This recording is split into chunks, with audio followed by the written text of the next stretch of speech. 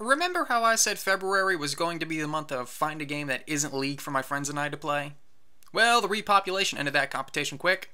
So congratulations, Above and Beyond Technologies, you managed to get 7 people to stop playing a popular MOBA. So this week I bring you Lucius II, a very strange specimen. It advertises itself as a horror game in which you take control of the titular character who is the son of Satan. Apparently in the first game you murdered your family and servants and such and have been brought to the mental ward of a nearby hospital where this game kicks off.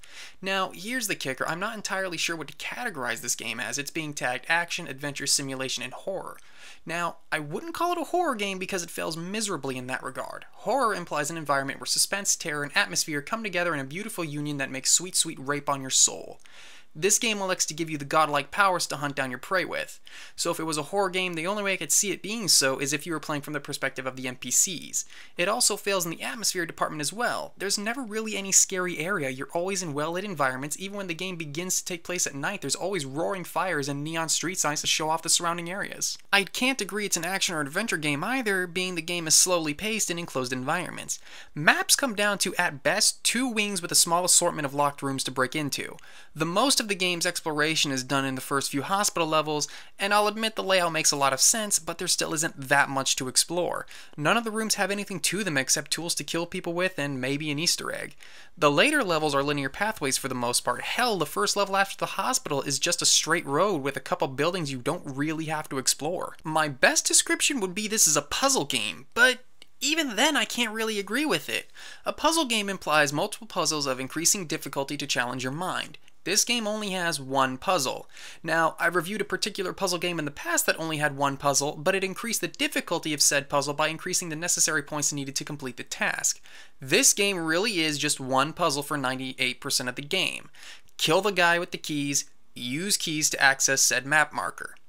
You can kill everyone that you have to kill in this game the exact same way each time. For me, it was poisoning food until I amassed a stockpile of acid flasks, at which point I didn't need to worry about combining items anymore.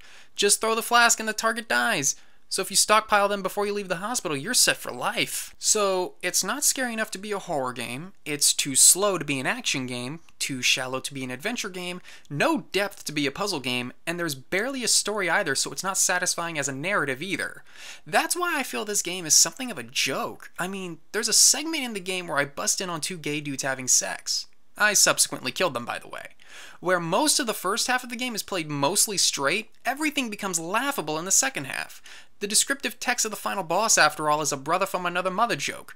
That sort of wavering in the tone of the game doesn't help either because all it does is confuse me.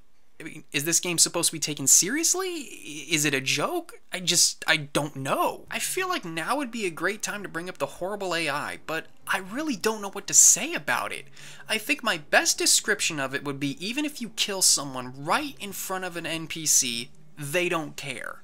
NPCs are supposed to be the only way you can lose this game, but they're completely powerless. If you do get caught, press E, then go get your health back from a toilet.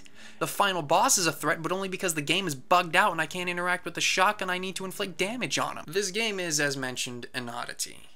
It's a game I'd show some of my developer friends and say, "Oh hey, you're working on a project? Yeah, you see this? Don't do anything this does." It fails as any genre it can market itself as, and it fails in its narrative, but at the same time, there's enough forced humor in the game, I can't help but think maybe the developers intentionally put out a poor game just to see if they could scam people out of money. Which I want back, by the way. Well, they already got $15 out of me, and I'd recommend you don't let them get any money out of you.